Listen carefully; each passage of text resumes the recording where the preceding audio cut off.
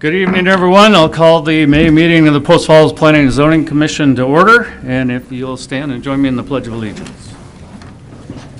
I pledge allegiance to the flag of the United States of America and to the republic for which it stands, one nation, under God, indivisible, with liberty and justice for all. Okay. Kelly, could we have a roll call, please? Kimball? Present. Carey? Here. Davis? Here. Campy? Here. Borders? Here. Let the record show that all commissioners are present with the exception of Fred Ostermeyer and Mark Latham, who are excused. Okay. Do we have any amendments to the agenda this evening? There are no amendments this evening. Okay, thank you. Okay, under item number 5, we do have an announcement of a new employee. So Russ, I'll ask you to introduce our new planner. Thank you, Mr. Chairman, members of the commission. It's my pleasure to introduce to you tonight a new member of our planning department, Travis Schmidt. Travis, you should stand up. Travis has experience. He worked for the assessor's office at Spokane County for a couple of years. He was also a planner at Spokane Valley, and most recently owned his own business. And we're excited to have him. He's doing a great job, and you'll be seeing Tavis's face quite a bit over the next few years, we hope. So thank you again. We just wanted to take this opportunity and introduce Tavis and welcome him to the city of Post Falls. Thank you very much. Excellent. Welcome, Tavis.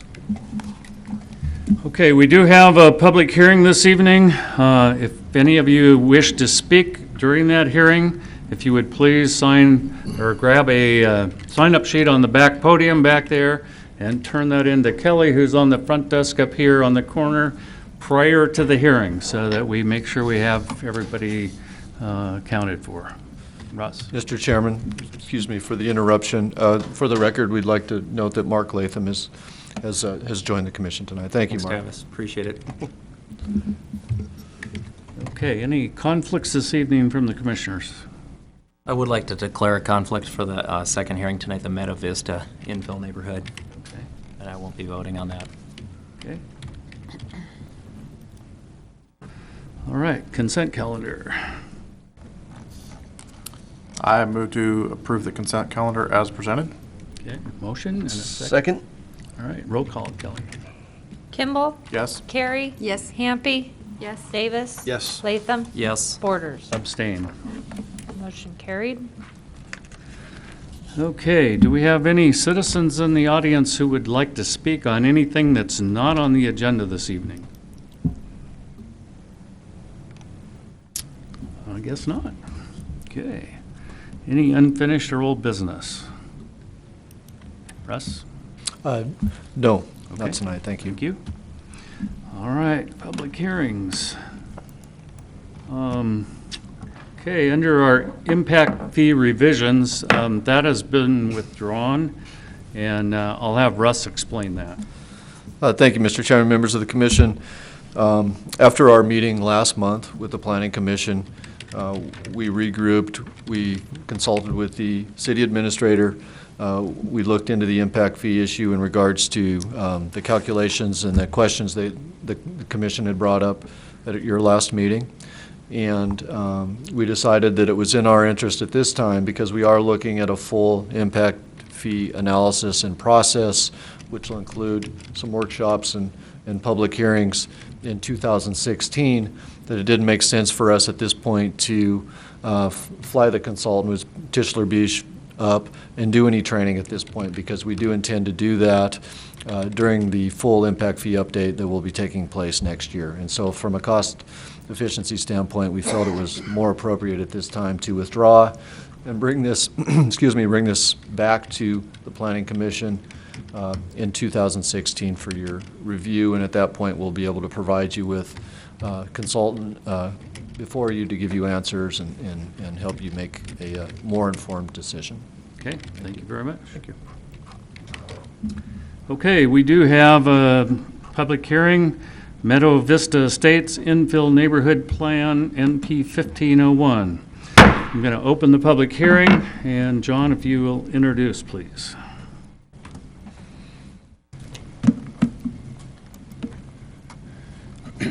Good evening, Commissioners. John Manley, the Associate Planner here with the City of Post Falls, introducing the Meadow Vista Infill Neighborhood Plan, case file NP 15-01. The applicant is Chapel Metals LLC, and their representatives are here this evening. The requested action is for the Planning and Zoning Commission to review the proposed Smart Code Infill Neighborhood Plan of approximately 8.36 acres and make a recommendation of approval to City Council. In a nutshell, what the requested action is, for an infill neighborhood plan of this nature, it will include both a zone change approval from an R1S that it currently is to a mix of Smart Code SC3 and SC4 zones, as well as it also include subdivision plan approval. So going forward, they can go forward to the plat application process and provide the necessary documentation for that. Project location is right here, right where that star is, the very north section of Post Falls along Prairie, kind of centrally located. More specifically, you can see the aerial of the type of development in the vicinity, the rural 5-acre tracts, as well as the 1-acre tracts to the south. And to the east, you have land in the city that's constructed more at the traditional R1 single-family housing pattern for both north of Prairie and south. Also, if you look at the zoning in the area, provided here is the zoning that's also within the Kootenai County, which is rural agriculture with some ag suburban over at this location, southeast of the proposed project, with areas in the city of Post Falls zoned R1S directly south. It kind of transitions from the larger 1-acre lots to some half-acre lots at this location as you're moving further north, closer to Prairie. Also due east, you see the Smart Code zones and the R1 zones. Here's the proposed zoning of the project. You have this boundary line. Approximately the north 1/3 would be SC4 zoned, with the southern 2/3 being SC3 zoned, with a proposed commercial site and a civic building at the just east of Howell Road, southeast of the Prairie Howell Road intersection. As stated, the project is approximately 8.36 acres. The comp plan designation is both residential and infill. That's we have two Smart Code. The Smart Code designation would be infill versus conventional as residential. Surrounding land use has been presented in the previous images. Current land use, that's a typo, is it's obviously large lot, vacant, and/or pre-existing single-family homes.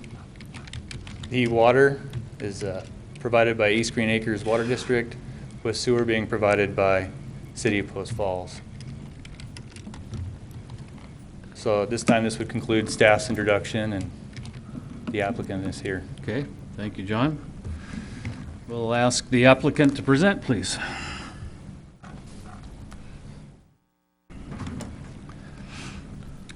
Would you please state your name and address for the record? John DeLeo, I'm the civil engineer. Address is 14015 East 12th in Spokane Valley. Okay, thank you.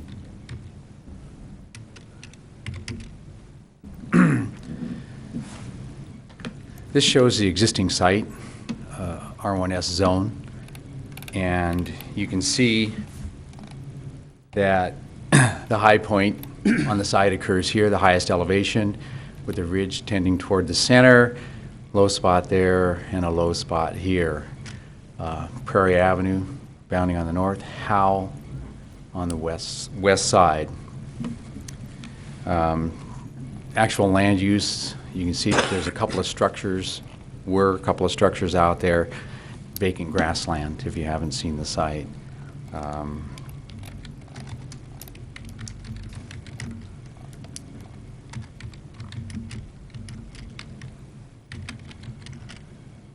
Wanted to talk a little bit about how we developed this plan.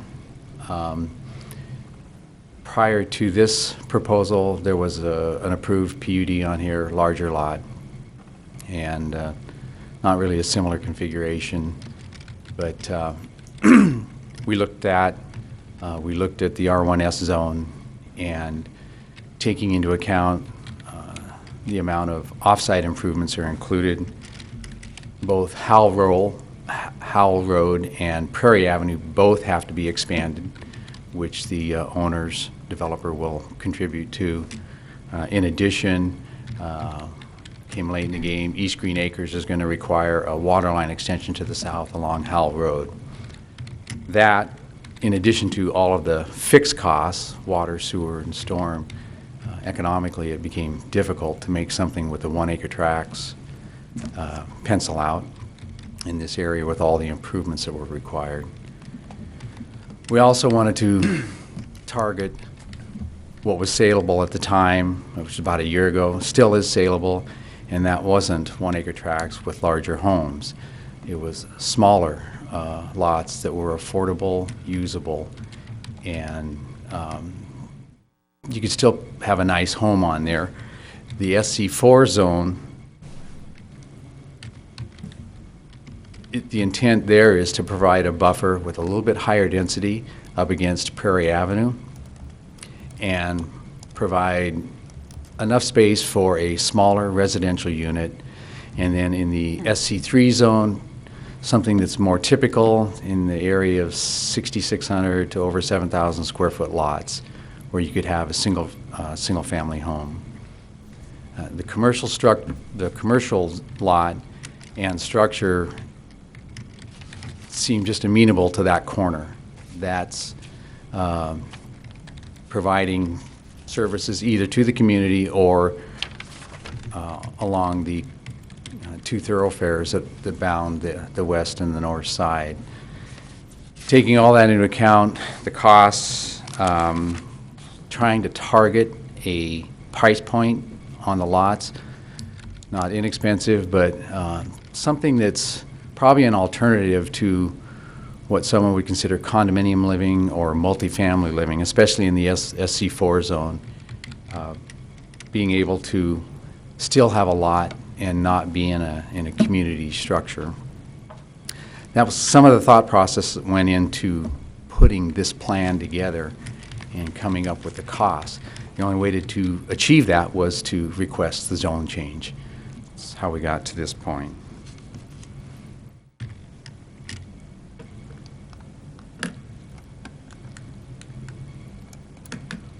This is what the proposed project will look like.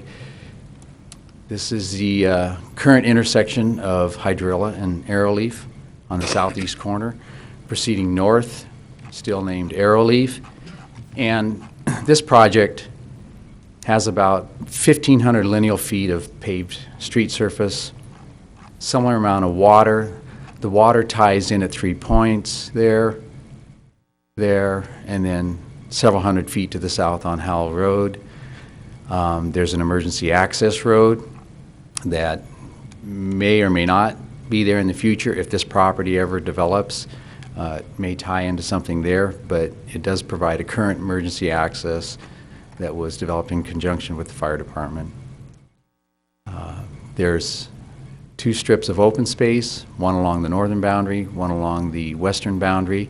Those are currently designated as utility easements, and so they will remain as open space for this project. Additional open space in the community civic area. This larger tract down here is intended for storm drainage purposes. Greencrest Way, which was what this street was named, will provide future access to future expansion or development to the east.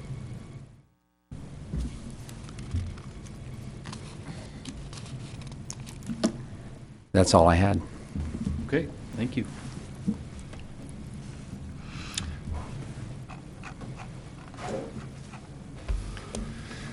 Good evening, Commissioners. I'm Scott Poorman, attorney for the applicant. My address is 8884 North Government Way in Hayden. I have been a real estate and land use attorney in Kootenai County for about 23 years. Have presented land use type matters to almost every jurisdiction in Kootenai County except for Athol, I think is the only place I haven't had the privilege. I do want to comment of the level of cooperation that I received from your staff. I really think your staff sets the standard when it comes to public service. Having been in lots of other jurisdictions, we don't always get the same level of collaboration. So it's really a pleasure to do land use work in Post Falls. It's been a little bit of a hibernation for land use attorneys in the last several years, and things are starting to thaw out. It's encouraging to be able to see things starting to pick up again, and so I'm pleased to be part of this project. The document I want to refer to is your land use overlay map. This is an interactive map, which I just discovered today, and this is really fantastic tool to be able to use to talk about this project with you. So the subject site you can see is this square right here, and if I click on the layer for development projects, it turns a nice shade of blue. But let me turn on the zoning that John had up earlier, so you can see that its site is located here. But what I wanted to point out to you is actually the similarity of the project site to some other projects, some other developments that you have more recently approved. And also wanted to talk to you a little bit about what I think we all recognize is the way Prairie Avenue is going to look in the future. Currently, Prairie Avenue is designated as a principal arterial to the east of Highway 41. To the west of 41, I think it's currently classified as a minor arterial. But in your transportation master plan, it's designated to become a principal arterial in the future. I think we can anticipate Prairie to the west of Highway 41 in this area is going to see similar improvements to what we're seeing right now to the east of Highway 41, probably going to 4 lanes with a center turn lane. Your staff report notes on page 3 and 4 that this particular area is projected to see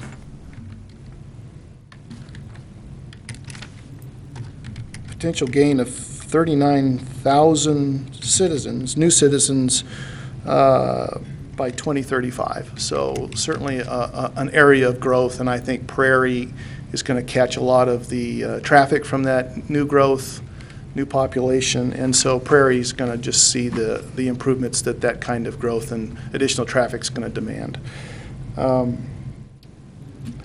The proposal to go with SC3 and SC4 zoning is consistent, in my opinion, with projects that you've approved recently, particularly this project, the Crown Point project that you can see here to the north of Prairie Avenue. Includes an area of SC4 and a bunch of residential in the SC3 zone in that lighter color. Let me turn that zoning off for a second. You can see that the Crown Point property used to look very similar to the way the project site looks today.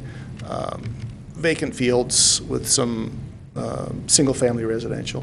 Since it's been approved, you're seeing the residential development going in. The SC4 area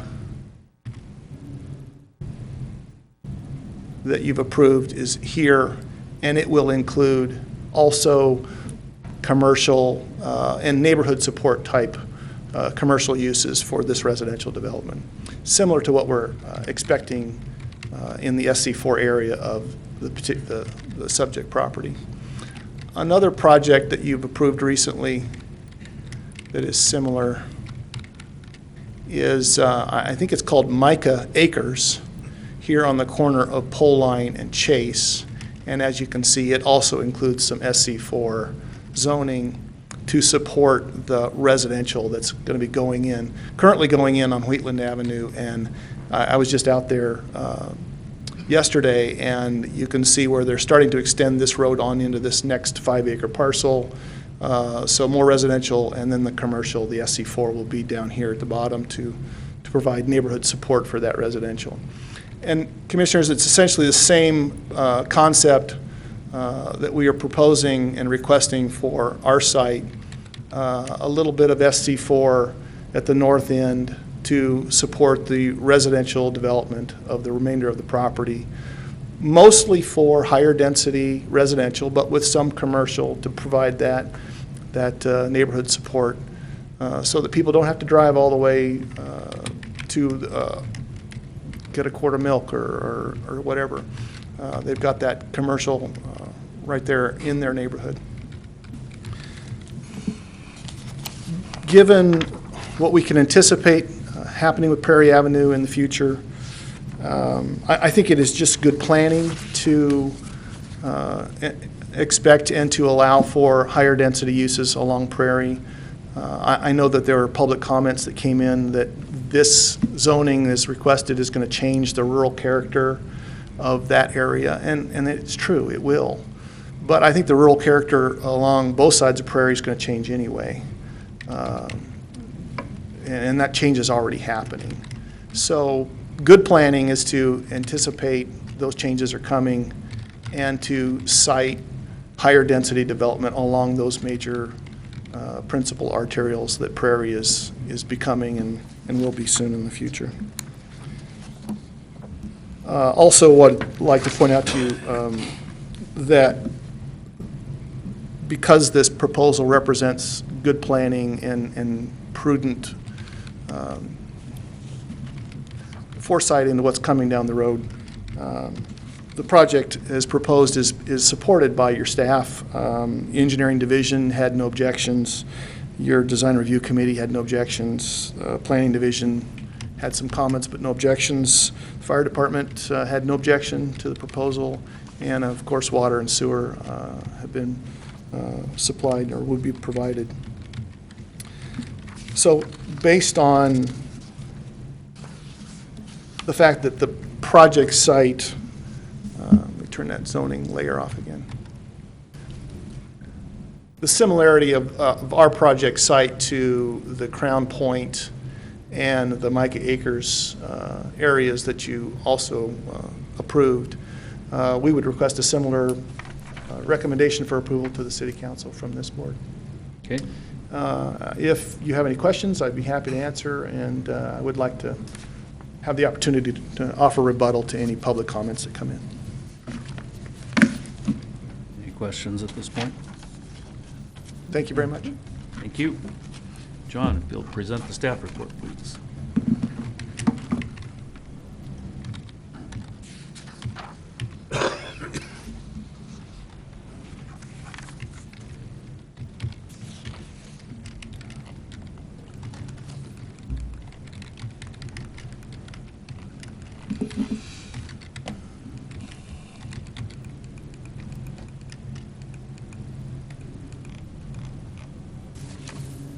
So the DRC discussed what the current environment is, took that into consideration with the proposal, and kind of assess what is out there now, what does it look like, and then what does the road classifications, where is this area going as far as future road intensity for travelers that are going down that. And so this is going to be currently classified as a minor arterial, and more than likely someday in the future could end up a 5-lane road facility. The future growth here, I want to clarify, this is based off a growth rate provided by KMPO for their master plans, and it's at 4.8%. Some could kind of dispute whether, or kind of be in contention of whether or not we're going to continue at the 4.8%. But whether it's 2.4 or 4.8, this is more than likely the direction where growth is going to go. It's just a matter of time frame of when that would occur. So the plan is the path of least resistance would be along these larger, large acre green fields along 41, as well as areas to the southeast of Highway 41, as well as along north of Prairie. And in that, there is approximately 40,000, either 2035 or sometime after, which will result in a wider road along Prairie Avenue. With this growth also, the school is also planned for their growth and is planning for a high school located right here in Orange. So then you go back to what they're proposing and take it in balance of what the current environment is to what direction growth will eventually lead Prairie Avenue in this area. Also, the DRC looked at there's some considerations, review criteria for infill neighborhood plans. And one is provide pedestrian sheds and boundaries of the overall planning, and look at civic zones in each pedestrian shed, and then look at the analysis with ped sheds. Due to the area being extremely rural and undeveloped, it's not like a 300-acre master plan community where you can look at ped sheds and do a really good ped shed analysis. The DRC felt that looking at what civic space would be provided and meeting the 5% was most critical, and they've provided their open space with the plan. Also, you look at the thoroughfare network and the street assemblies with what they're proposing. And this is an example of what they provide, and they look at parking on both sides, the street lanes, kind of look at this within Smart Code as a road assembly to be approved with their project. Currently, this as part of the infill neighborhood plan, there's some pixelation, some issues that still have yet to be rectified. We're going to work with the applicant to fixing some of these images so they're more clear, like you see right here, where you can actually see textually what would be required for that document. Also, the DRC is to review if there's a need for any special districts or special requirements for this project. We didn't see none that were really applicable. But there's also a review of any sort of administrative authorization or variances. They did desire some authorizations for two-story construction in the SC4 zone. The SC4 zone is more of an urban type zone, so that's why there's currently a two-story minimum height for some of your apartments or more heavier residential developments. So what they'd like to do, though, is develop some single-story structure to kind of mix up their development, and we, the DRC, saw that being applicable in this project to help break up their streetscape from a built environment standpoint. They also wanted to not create a row of single-story houses. They wanted to break them up so no two single stories would be adjacent to one another. Also, they wanted to get a front-loaded lot variance in the SC3 zone. Currently in the SC3 zone, it requires the garage being recessed from the primary entrance. That's the plane in which your front door is at.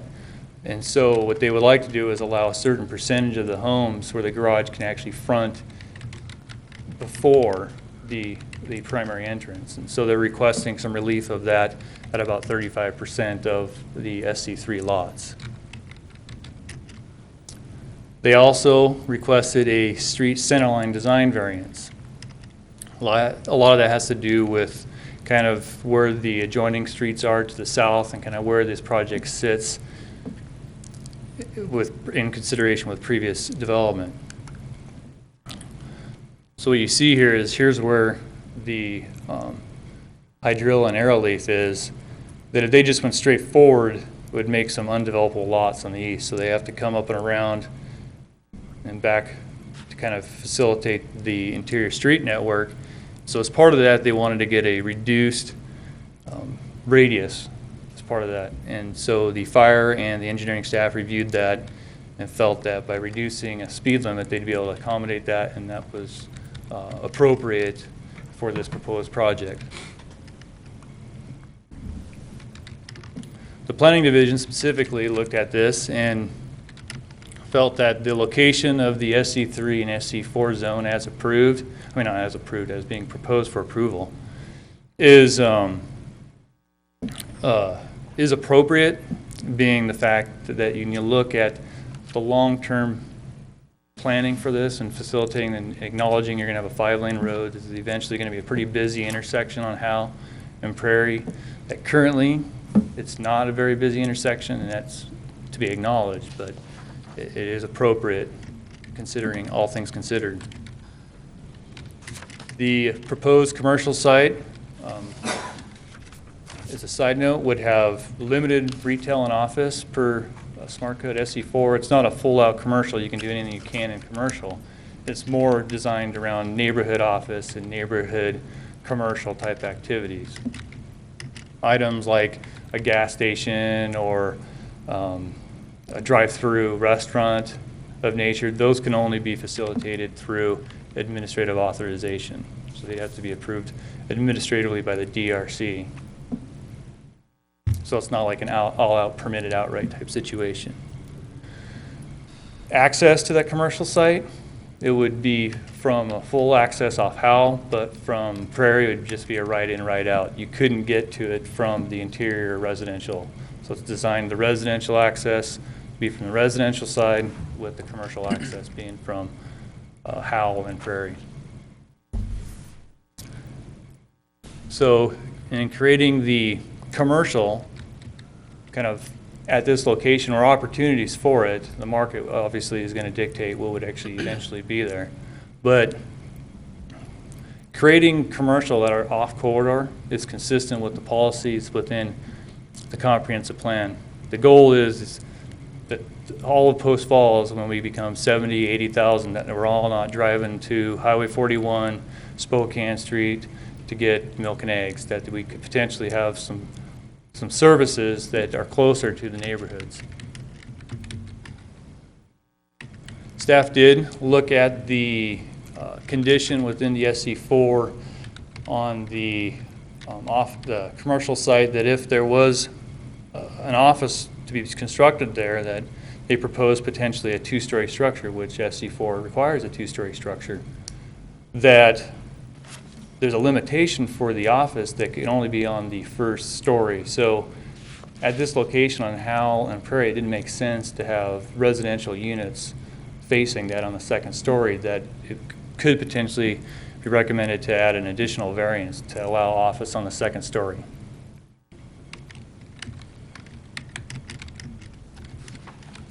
So obviously, depending on how you recommend either approval or denial,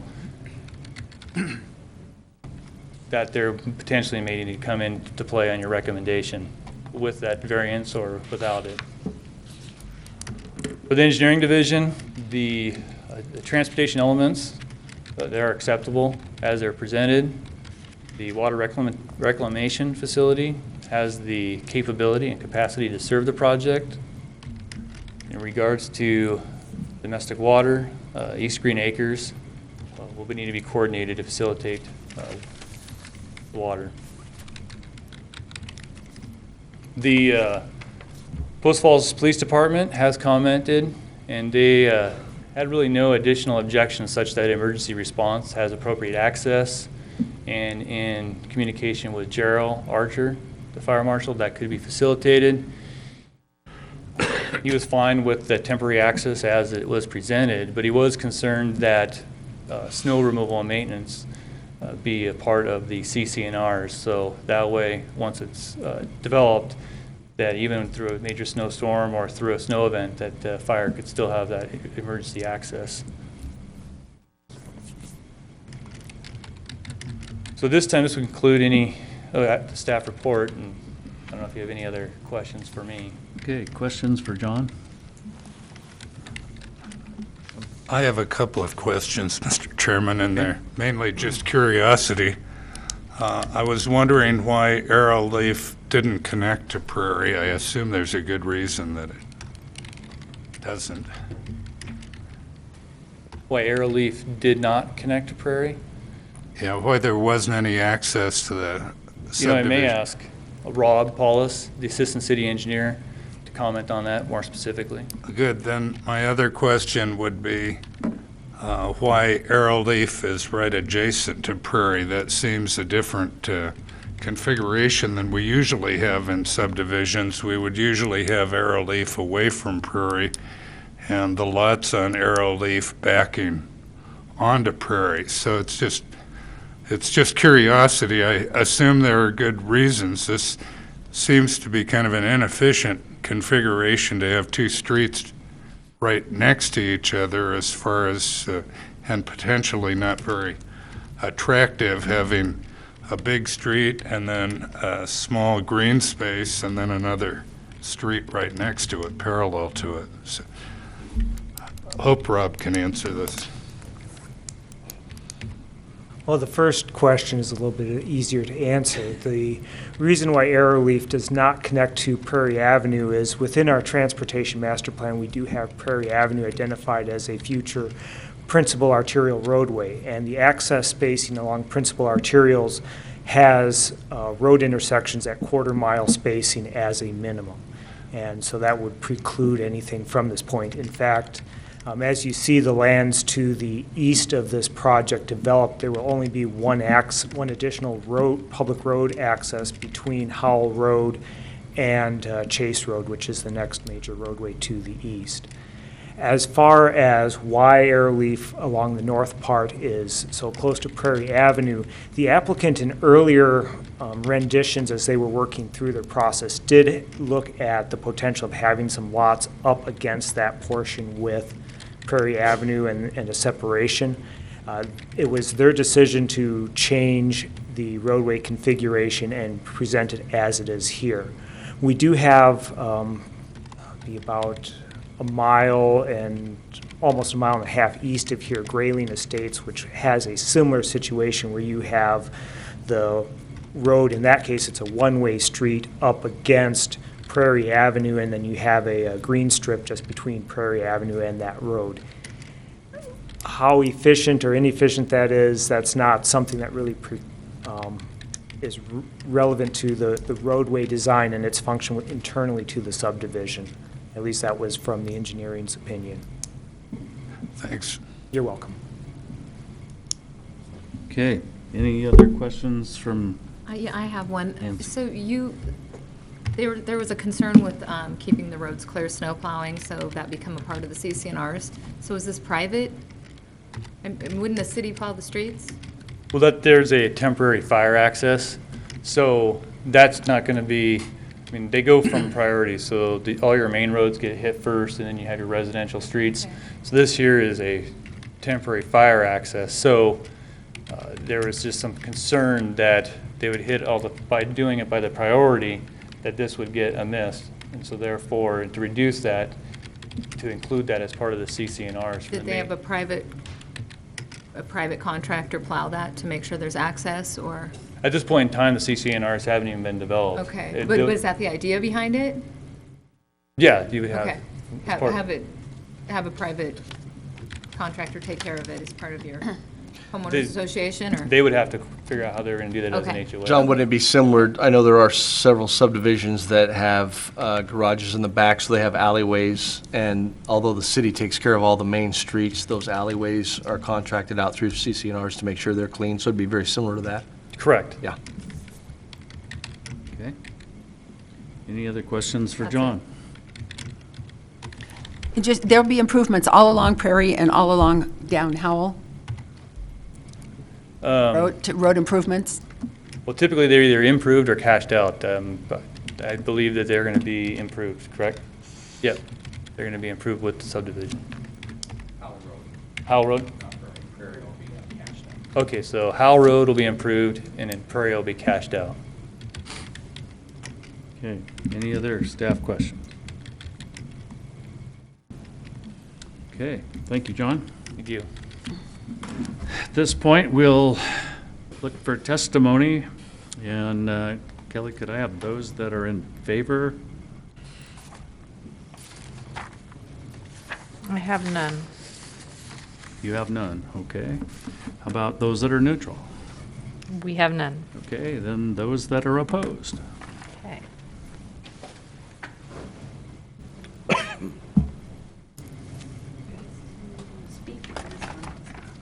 Okay. All right, so the first one we have that would like to speak is Tim Terrell.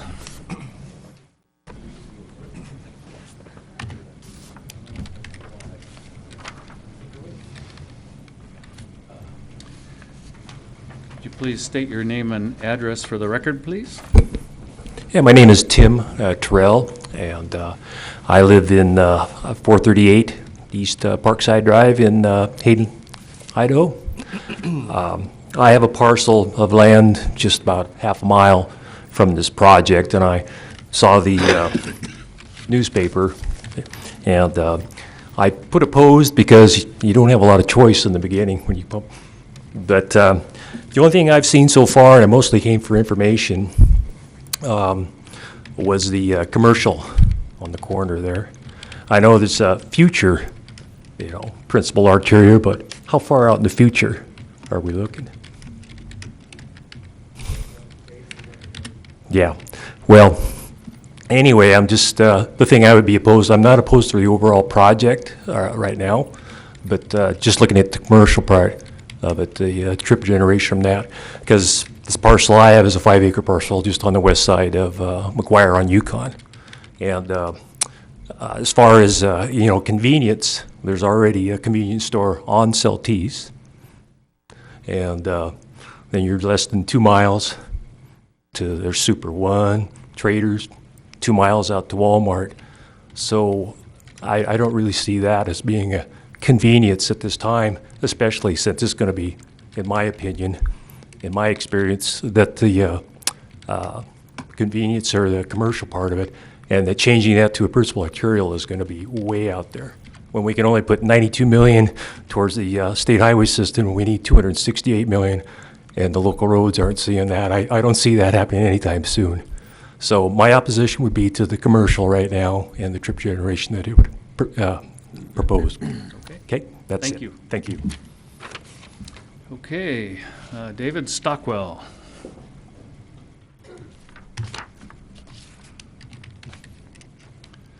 Again, could Hi, you- my name's Dave Stockwell. I live at 13392 West Prairie Avenue, which is directly east of the proposed project.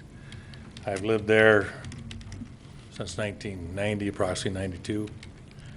My father-in-law owned the property before that, so we've been out there on the prairie for a number of years.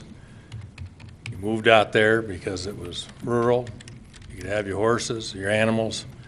Other than that, this is a great project. I think you should build 100 goddamn houses there, Build it all up and force everybody that's in a rural community out. And I'll state one thing. Since we've lived out there where we're at, we can look out to the south of our property and you can see all the way down practically to Celtice. People would come to our house, how far does your property go? Because it seemed to go forever. And the houses have creeped and creeped and creeped farther to the north. And I can tell you can tell other ways that they're creeping because my gopher population is expanding like crazy because all the new houses are pushing the gophers into my place, which then allows my horses to fall in the holes and break their legs. And it won't take long once those houses fill up in there that you'll find that people are going to complain about the way my horses smell. And they're going to start complaining and try to push this out of there. That's why we try to remain the way we have it.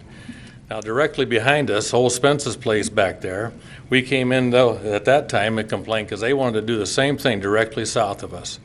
And we complained and they compromised and said, well, how about if we build them on acre places?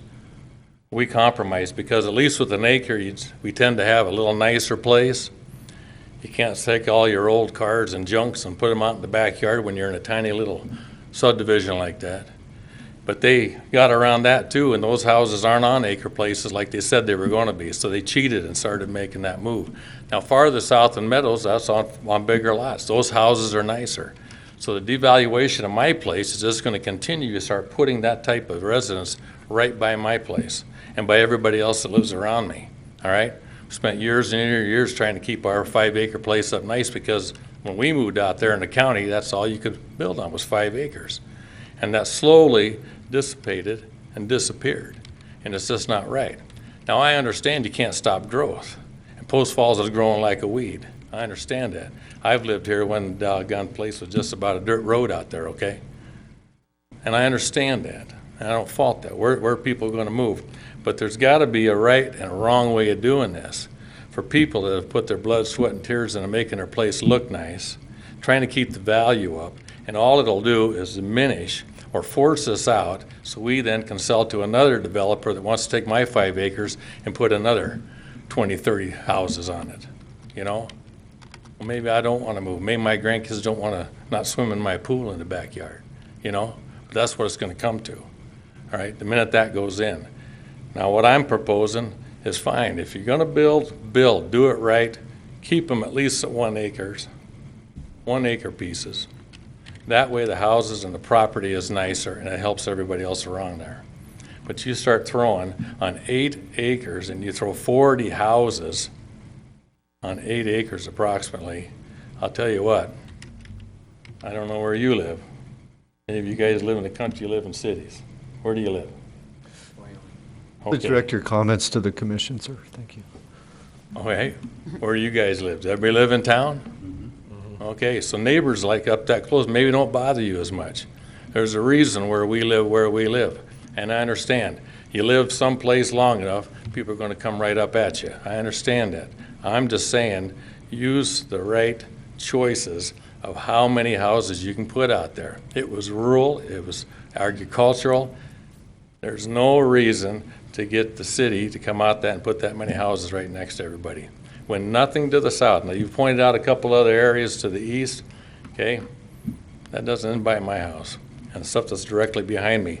Take what you did in acres at least and keep it that way.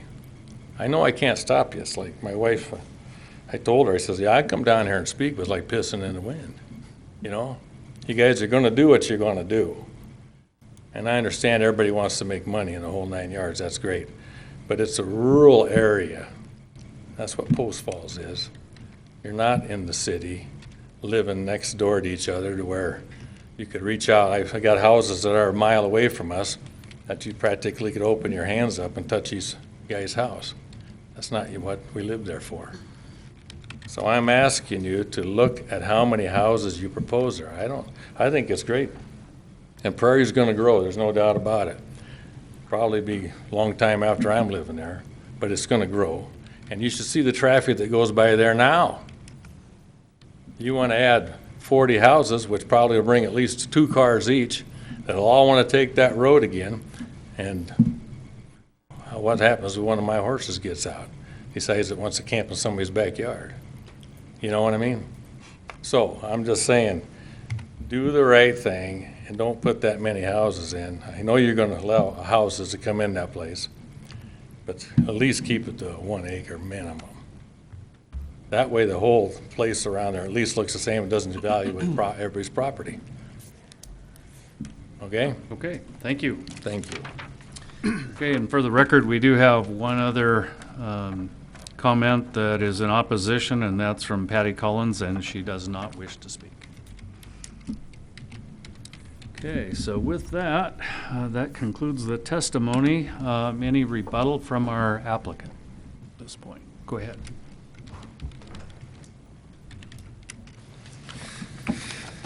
Thank you. I did want to, before I forget, John mentioned the staff's recommendation for an additional variance that we did not actually ask for to allow some commercial use in the second story in the SC4.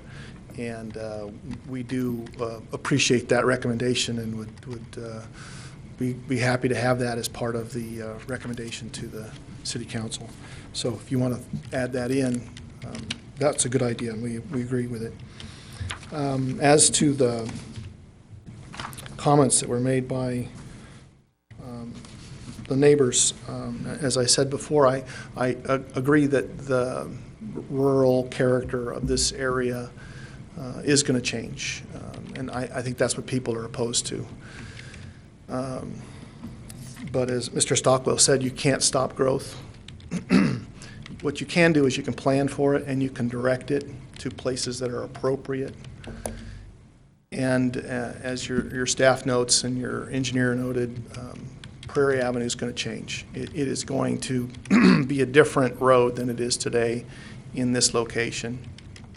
And when that principal arterial is 5 lanes, because of growth in other areas of the county, what would be appropriate? What's an appropriate use next to a road like that? It's not going to look like it does today. So you can't stop growth, but you can plan for it and you can direct it to an appropriate location. And as your own staff and experts have noted, based on your smart code, this is an appropriate location for SC3 and SC4. And the SC4, which seems to be generating the most opposition, actually can cut down on trip generation. People don't have to get in their car and drive all the way to Celtice to go quarter milk or a loaf of bread because they can walk to it. It's next door to it's in their own development. And that's the idea. It's neighborhood support. It's support for the residential uses that are going in. And again, the rest of the SC4, the higher density residential, is to provide an alternative, consider like an empty nester that doesn't need a 3-bedroom house. Maybe doesn't even need a 2-bedroom house. But they don't want to live in an apartment building. They don't want to live in a condo development. They'd like to have a single-family residence. It's hard to find a lot that you can build a 1 or a 2-bedroom house on. This SC4 zoning can provide that. And again, in an appropriate location where it's affordable. You start getting away from property like this, and it's just not affordable to have houses and lots like that. So there's some thought that went into this. There's a demand for it. There's a market for it. And again, I think for the growth that's coming, this is an appropriate location. So we certainly appreciate your support.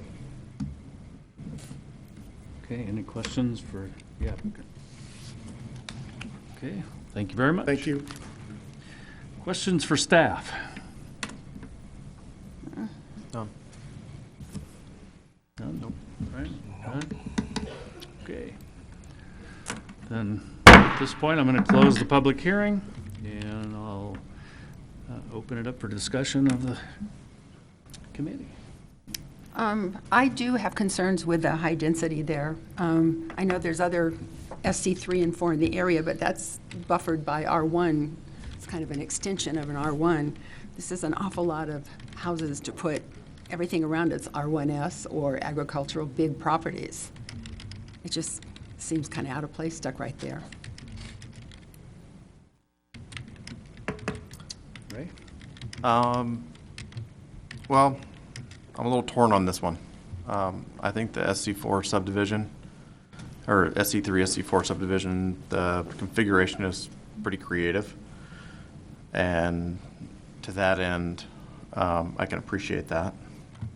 There were really a couple things that I'm really struggling with. One is our comprehensive plan says that we're supposed to, with regards to zone changes, carefully consider the existing neighborhood, existing development patterns, and historically north of the railroad tracks and really west of Chase has been a lower dense, the neighborhood trend has been towards lower density, 1/3 acre lots and larger, which has kind of provided an interesting neighborhood, even though it takes up a lot of land per house. It does provide a type of housing that is not too common in the rest of Post Falls.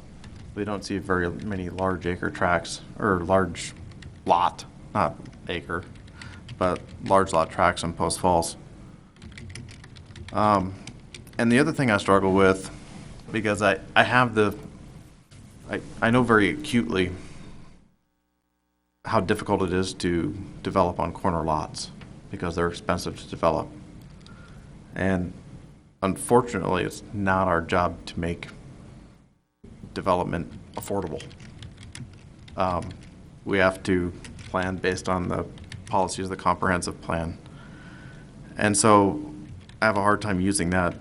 Even though I appreciate it, I can't really use that as an argument in my head to justify this. And so I have a tough time with the change in zone from what is essentially a very low density to what is one of our highest, basically our highest density that we're going to have out on the prairie.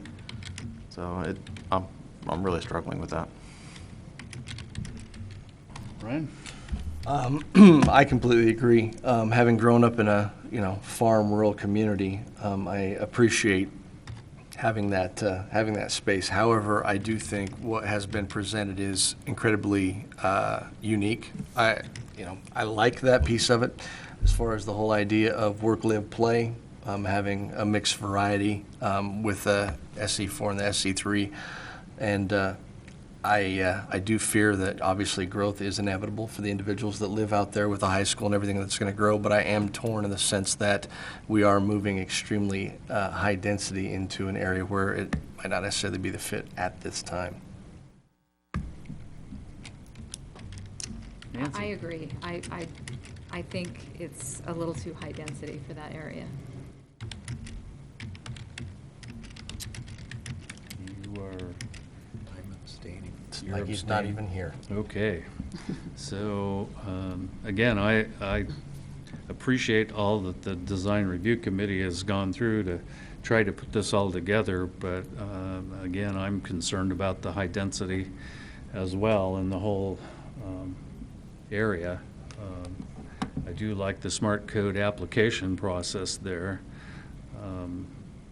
but I think that's an awful lot of housing on 8 acres. I'm torn.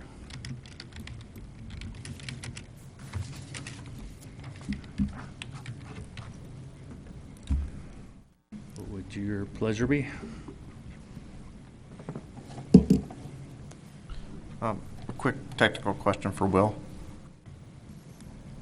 Is this quasi-judicial, or is this, it's not quasi-judicial, is it? No. Recommendation. It's Because it's a zone change, it's a, can't think of the term. Advisory to council, your recommendation. Okay, recommendation, okay. So it's not a quasi-judicial hearing, though? We are in a quasi-judicial hearing. Okay, so zone change is quasi-judicial? Yeah. Okay. So any motion would need I findings? think, your motion options.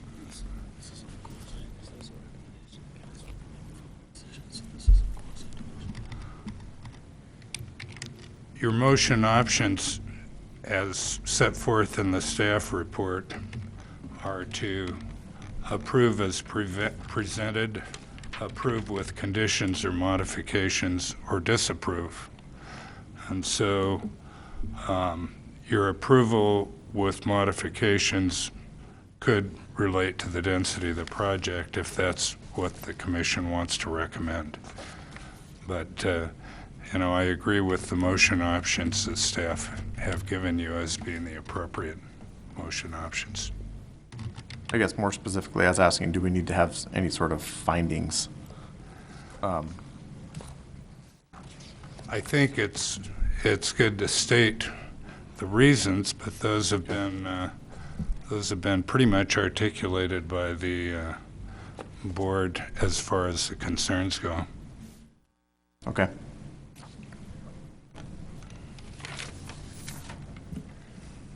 You got it. I do. With regards to file NP 15-01, Meadow Vista Estates Infill Neighborhood Plan Amendment, I recommend denial, finding that it is inconsistent with the residential policies of the comprehensive plan, and that the density does not fit with the existing neighborhood development patterns.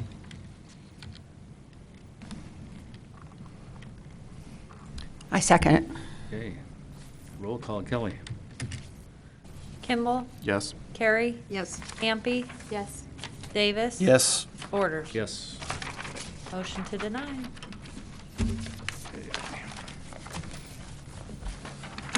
Any new business? No new business tonight, thank you. Okay. Staff comments? No comments, thank you. Okay. Commission comments? None. Okay. I need a motion. So moved. We'll be adjourned.